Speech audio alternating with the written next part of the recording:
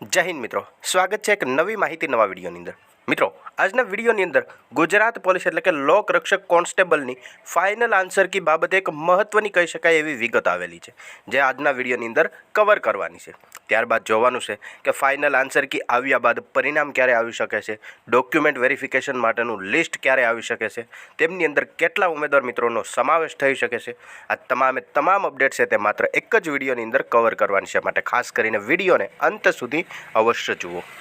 સૌ પ્રથમ મિત્રો, તમે અહીંયા જોઈ શકો છો, આ માહિતી છે તે લોક રક્ષક ભરતી બોર્ડની જે ઓફિશિયલી વેબસાઇટ છે તેમના મારફતે જ આપવામાં આવેલી છે। જે આ મિત્રો ગુજરાત પોલીસ ભરતી બોર્ડની જે નવી વેબસાઇટ છે તમે અહીંયા જોઈ શકો છો કે GPRB Gujarat police requirement board.gujarat.government.india નામની જે ઓફિશિયલી વેબસાઇટ છે તેમની અંદર જ આ માહિતી 21/7/2025 એટલે કે આજના દિવસે જ આપવામાં આવેલી છે। અને શું વિગત આપવામાં આવેલી છે તે તમે અહીંયા જોઈ શકો છો કે ફાઇનલ આન્સર કી જાહેર બાબત।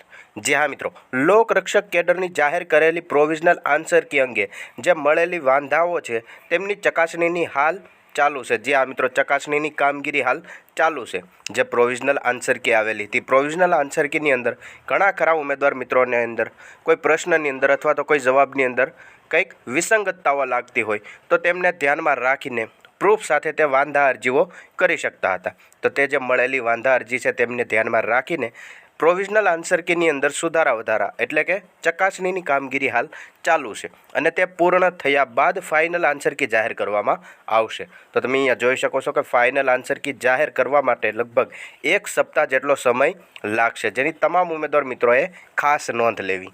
જે આ મિત્રો, લગભગ 1 અઠવાડિયાની અંદર જ ફાઇનલ આન્સર કી જાહેર થઈ શકે છે। અને વાત કરીએ ત્યારબાદની પ્રોસેસની, તો પ્રોવિઝનલ આન્સર કીની અંદર વાંધા અરજીઓને ધ્યાનમાં રાખીને સુધારા વધારા થશે, ત્યારબાદ ફાઇનલ આન્સર કી જાહેર થશે, અને ફાઇનલ આન્સર કી બાદ એવી માહિતી આપણને મળેલી હતી કે સૌપ્રથમ ડોક્યુમેન્ટ વેરિફિકેશન માટેના લિસ્ટ એક જાહેર કરવામાં આવશે, જેમાં જગ્યાના 2 ગણા ઉમેદવાર મિત્રોનો સમાવેશ કરવામાં આવશે। એટલે કે 12,000 જેટલી જગ્યા ભરવા માટે લગભગ 24,000 જેટલા ઉમેદવાર મિત્રોનું વેરિફિકેશન લિસ્ટ જાહેર થશે, અને ત્યારબાદ એકાદ અઠવાડિયાની અંદર તમામ પરીક્ષા આપનાર ઉમેદવાર મિત્રોનું પરિણામ છે તે જાહેર કરવામાં આવશે। એ રીતની માહિતી આપણને સોશિયલ મીડિયાના માધ્યમે મળેલી છે।